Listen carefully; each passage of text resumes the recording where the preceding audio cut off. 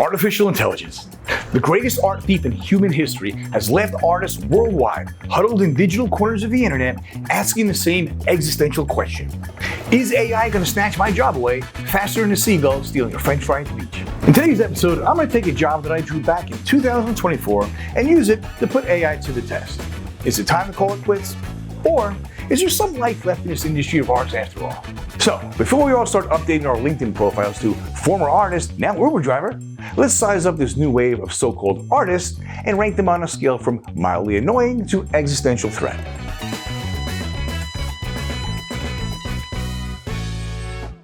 Alright, so the way I see it is we were to flash forward 1 or 2 years into the future, long after the AI smoke settles. What we're going to find is a flood of new artists attempting to compete for work with you and I. Now, these artists, and yes, I'm going to continue using air quotes here, are going to fall into one of several categories, each with its own level of credible threat to you or I. First, at the absolute bottom tier, we have the rank amateur. Now, this is somebody who would literally have difficulty drawing a stick figure and has zero knowledge of film theory. This is just some random nobody who learned how to prompt in Midjourney and now thinks he's going to disrupt the industry. As you might imagine, we've got very little to fear from this delusional dipshit, but he's not entirely without threat, and we will get to that in a minute. On the second tier, you'll find graphic designers turned storyboard artists. All right, these people have years of experience using Photoshop or some similar software and can effectively use it to photobash together a set of boards using all of the images produced by AI. On the third tier, you've got somebody who has a solid understanding of film language and visual storytelling, but has absolutely no ability to draw. This category is largely made up of directors or aspiring filmmakers. These guys know exactly what shots they want, but up until now, they've had to rely on a storyboard artist to communicate their ideas to the world. Now, suddenly, they find themselves free of those chains and they can spend all of their spare time exploring as many of their ideas as they like for free. On the fourth tier, you'll find people who have the ability to draw, but whose level of skill, up to now, would have been considered amateurish. They can draw better than the average person, for sure, but they're still a good 2 or 3 years away from being a professional level artist. I imagine a lot of the viewers who watch this channel would probably fall somewhere into that category. These guys have a very decent advantage over people who can't draw, because you can at least sketch out some rough ideas for the AI to begin working with. Then, the fifth and final tier, you've got existing storyboard artists. Guys like me who have years, if not decades, of experience as professional artists who understand how the industry works, have hundreds of existing contacts, has worked with thousands of producers and directors over the years, and have built a solid reputation. They have a firm understanding of film language and visual storytelling, and were smart enough to embrace AI and have since become experts at folding those tools into their existing workflow.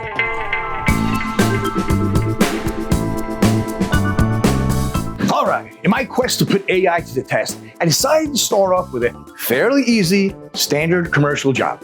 There is nothing in this script that would demand any kind of special skills or knowledge. It is just an ordinary, run-of-the-mill commercial that I drew back in 2024 for a company called HomeSense. One of the reasons I chose this commercial is that, unlike most jobs, I wasn't given any location or casting photos. Now this matters because AI image generators struggle with two major things: maintaining consistent likenesses of people and accurately replicating real-world locations. Now, the last one is a major drawback for AI storyboard. Once a director selects a specific location, the boards need to match that location exactly, not just resemble it. And since this HomeSense job didn't require matching a specific place, it just happens to be a suburban neighborhood, it gives Midjourney a better chance of succeeding. The same goes for casting. If the production had provided reference photos of the actors, it would be my responsibility to at least maintain a reasonable likeness. But since casting hadn't been finalized, Midjourney gets yet another advantage. Finally, I wasn't looking for photorealistic images because, honestly, directors don't want that in their storyboards. Instead, I trained the AI with a mood board of 50 to 60 of my own illustrations, guiding it towards a style that, while not perfect, is about 70% of where I need it to be. And that is something that I can work with. Let's quickly go over the spot and I'll show you the boards that I drew.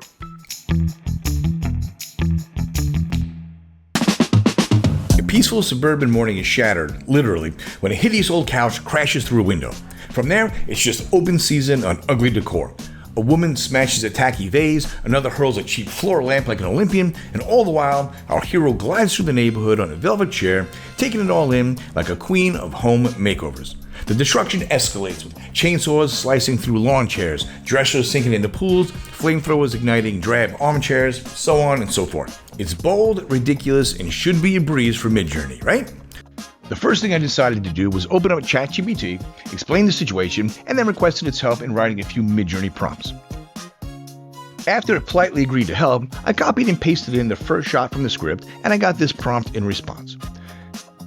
Despite the fact that I'm using mood boards and I already gave Midjourney some style references, I decided to have a hand-drawn pen and ink style included in the prompt. I then uploaded a few of the frames I'd drawn in order to give it a target to aim for. Again, I'm just trying to give Midjourney the best possible chance for success here. We got off to a good start with the opening frame. It's certainly not perfect, and the street's a bit narrow, and the style is a bit rudimentary. I mean, look, truth be told, I'd be hesitant to show it to a director, but at least it's in the right ballpark. I'd like the street to have a bit more depth, so I brought it into the editing section, reduced the image, and prompted Midjourney to just make it a bit wider. And boom, just like that, I had my first shot laid out. The whole thing took maybe 5 minutes total, and it definitely would have taken me longer to draw it up myself. So, right out of the gate, Midjourney scores a point over me. The frame is not ideal. I certainly prefer my style over this, but it is passable. If you submitted this to a director, I doubt you'd get a whole lot of pushback. Sadly, things began to take a turn with the second shot. Now, as you may remember, shot 2 consists of 2 frames. Frame 2A is the couch crashing through the window, and frame 2B, we see it land in the middle of the street. I employed the same ChatGPT to Midjourney pipeline we used earlier and immediately began having difficulties. For some reason, Midjourney just could not grasp the concept that the couch should be smashing through the window. It's just sort of sitting there in front of the house with some impact lines around it. I made minor adjustments to the prompt, but I got a few more bewildering renders. I then jumped over to the Discord server because I'm just more comfortable there. I then tweaked the prompt over and over and over again, and I just kept coming up empty. I went back to ChatGPT, just reminded how bad I am at typing. I uploaded the images that Midjourney was spitting out, and I reiterated that I want the stupid couch to be mid-air, crashing through the window. I ran the new prompt with no success. I then began making alterations, tweaks, refinements, and although I got closer in some respects, I just couldn't get it to give me what I wanted. Eventually, I decided to cheat. I used Midjourney's describe feature and then uploaded the frame I had drawn, which shows exactly what I wanted, in the hopes of getting a few prompts that might work. After being mildly insulted by its description of my art, a very basic sketch, eat a bowl of dicks, Midjourney, I eventually came to realize that Midjourney had no idea what it was looking at. In truth, my drawing was a bit hard to make out if you didn't already know what it was supposed to be, so I quickly, as in 2 minutes and 45 seconds, sketched out a cleaner version of the same shot and tried the description tool again.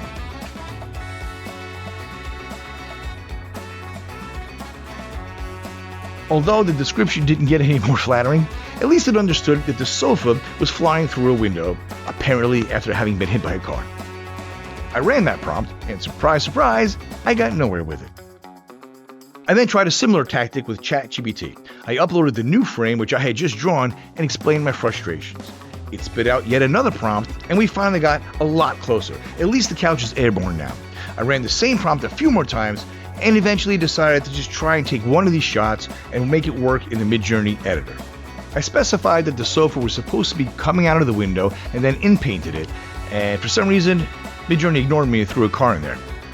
Eventually, I had to concede I was just never going to get this shot. So, I decided to cheat once again. I pulled the closest frame into Photoshop and then cut the couch out, pasted it back in, and rotated it to fit my needs. I then erased the elements I didn't need and drew in the ones that were missing. A simple drop shadow painted into place cements the idea that the couch is in flight. Overall, I spent 90 minutes on a shot that literally took me 2 minutes and 45 seconds to draw. I think I was able to get a usable frame from the AI in about the same amount of time as it would have taken me to draw it. But again, I needed to do some significant cheating in order to get it there. If you were just an average person who lacked the ability to draw, you'd be fucked. But anybody with some basic skills would have achieved the same result. But then, we arrived at the fourth frame, which, as you may remember, should be a woman gleefully smashing a vase down into our driveway.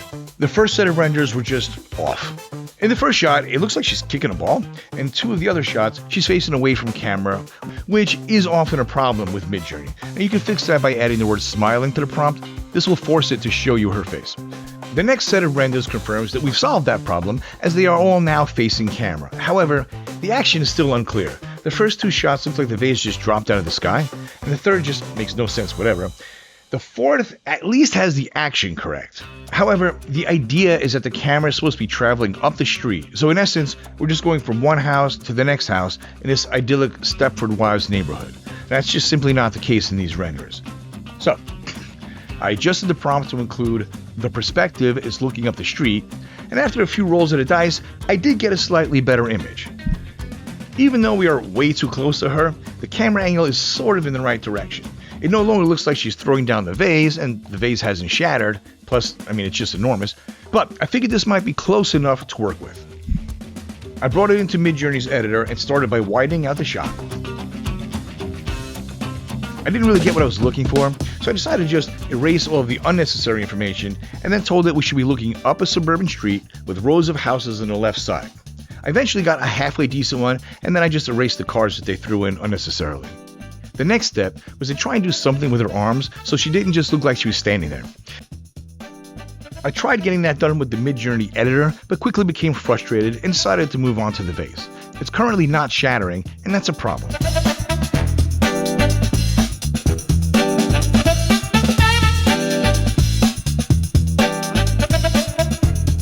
Apparently, it proved to be a problem Midjourney was incapable of fixing. Eventually, I gave up and decided to cheat once again. I pulled it into Photoshop, shrunk the vase down, and drew in some impact lines, along with an arrow to help sell the action. However, looking at it side by side with my drawing, which, by the way, took me about 5 minutes to draw, it just doesn't compare. I decided to go overboard on the cheating again. I gave ChatGPT my drawing and asked it to spit out a prompt that would result in something closer to this image. Right off the bat, we'd run into the same old problem with Midjourney always showing us the back of characters. Again, the simple smile trick forced it to show us the front, but another 2 rolls of the dice later, and we still had nothing that could pass for a decent frame. At this point, about 3 hours had passed, and I was still on frame 4, so I decided the best path forward would be photo bashing. None of these images are correct, but some of them have elements that could be usable. I pulled a handful of them into Photoshop, and by using this Dr. Frankenstein style of stitching together various body parts, I eventually ended up with a somewhat usable frame. I would still argue there are some super awkward anatomical issues, and it's strangely uncomfortable to look at, but at this point, fuck it, we're just gonna call it a win.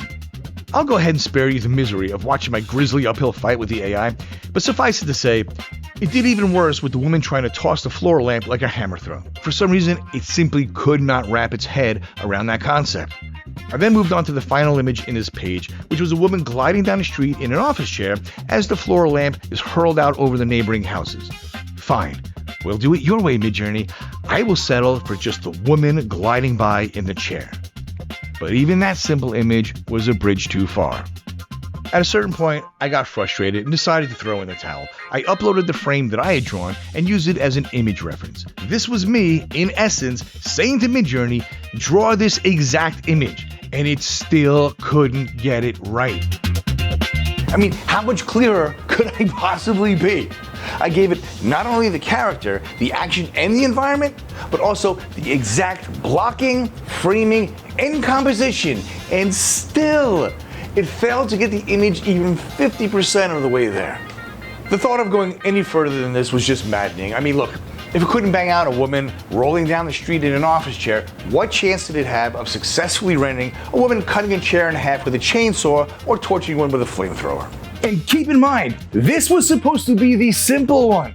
After I banged this one out, I was prepared to give it a more challenging spot. I had this one job a few months ago for the Apple Watch that involved a number of Paralympians competing in a variety of events. All of them had missing limbs and consequently had specialized equipment to enable them to compete. I was able to pull together a number of references, and I sailed through this gig in about 2 days. The AI, not so much. Look, if Midjourney could not conceptualize a floor lamp being hurled out over a house, what chance did it have with blade prosthetics? I spent 5 hours on this, and I never got a single usable frame. Ultimately, trying to draw storyboards using AI kind of feels like you're in a super depressing, smoke-filled room in an off-the-strip Vegas casino. You're sitting there just pulling the arm on that slot machine, hoping to line up 3 cherries. You pull the arm once, jigga jigga jigga, ching ching ching, no cherries. You pull it a second time, jigga jigga jigga, ching ching ching, no cherries. Somewhere around the 15th time you pull it, you end up with 2 cherries, and then you just say, fuck it, I'll draw myself a 3rd cherry. But if you're incapable of bringing a cherry to the table, you'd be sitting there all night trying to line up those 3 goddamn cherries while the bouncer is, not so politely, asking you if maybe he should call you an Uber. Now, some of you may have watched this and saw flaws in my prompting. You may be sitting there saying to yourself, this guy's an idiot. I could bang those frames out in Stable Diffusion in no time. Fair enough. I don't claim to be an expert in generative AI. What I am an expert on is building a lucrative career as a live-action storyboard artist. And brother, that ain't it.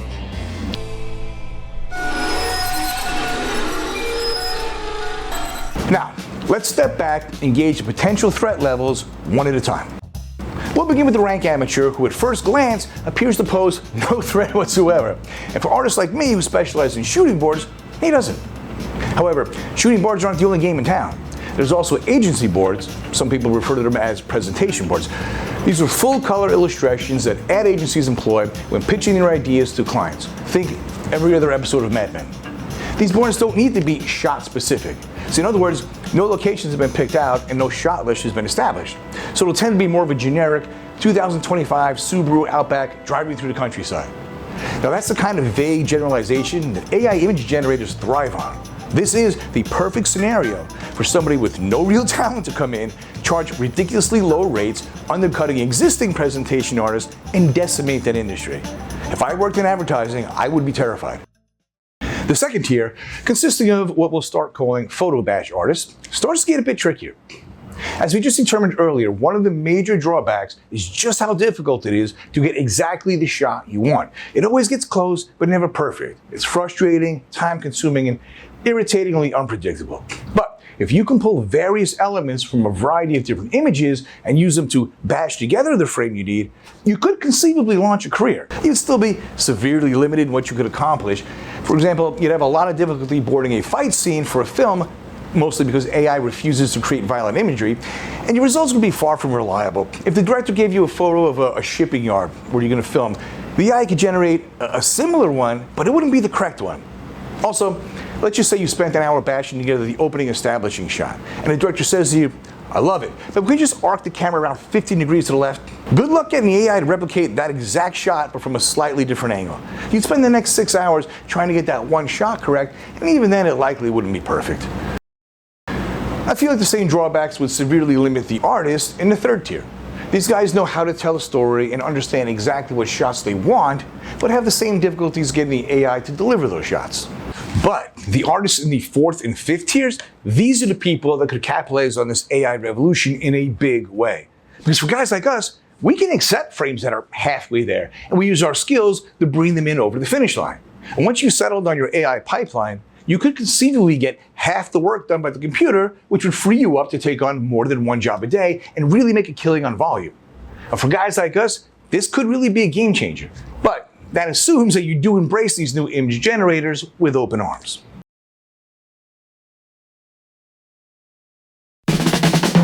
There you have it, my friends. While I don't believe AI will replace the live-action storyboardist anytime soon, I would be a complete idiot to suggest our profession won't need to evolve. AI, it's like that weird neighbor who showed up uninvited to your barbecue. It's your say whether you like it or not. The smart play? Make friends with the weirdo, hand him a spatula, put him to work. So, what does that evolution look like? Well, maybe we'll be expected to crank out twice as many frames in a day. Perhaps our day rates may dip a bit, but we'll make up for it by completing jobs in a third of the time and taking on more projects. When I started in this business, if you could produce 15 solid frames in a day, directors thought you were a damn rock star. Tomorrow's artist might be expected to produce 50 or 60 with the same level of quality. But here's the kicker. In a world where anybody with an internet connection can draw a storyboard frame, what separates the amateurs from the pros will be your visual storytelling skills, your ability to find new visual languages, to tell stories in ways nobody's seen before. While the stuff mechanicals artists of yesterday evolved into the graphic designers of today, we will evolve too. We won't just be hands executing somebody else's vision, we'll be the brains behind the visual storytelling, the interpreters, the innovators. Let me tell you something, this isn't the end of an era, it is the dawn of a new one. There has literally never been a better time to jump into this career. The barriers of entry are lower, sure, but the ceiling for creativity has never been higher. We're not dinosaurs watching the asteroid approach, We're more like Clark Kent discovering that, holy shit, we can fucking fly. There's a learning curve ahead. But once we master these new tools, we will be doing things previous generations of artists could only dream of. So pick up that Wacom, fire up the AI, and let's draw the future together, one frame at a time.